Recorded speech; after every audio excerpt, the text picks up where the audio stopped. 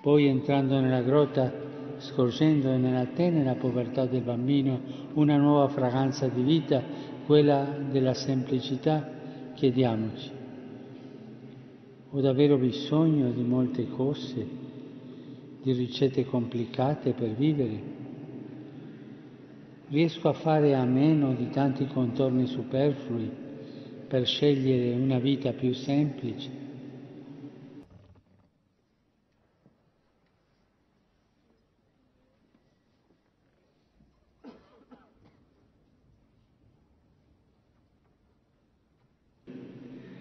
L'uomo è diventato avido e vorace. Avere, riempirsi di cose pare a tanti il senso della vita.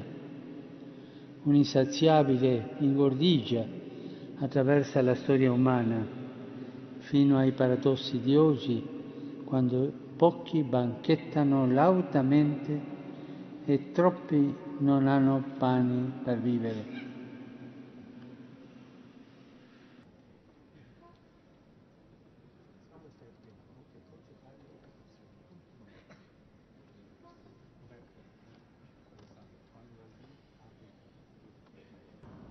E benedictio Dei Omnipotente, Patris et Filii et Spiritus Sancti, descendat super vos et maneat semper. Amen.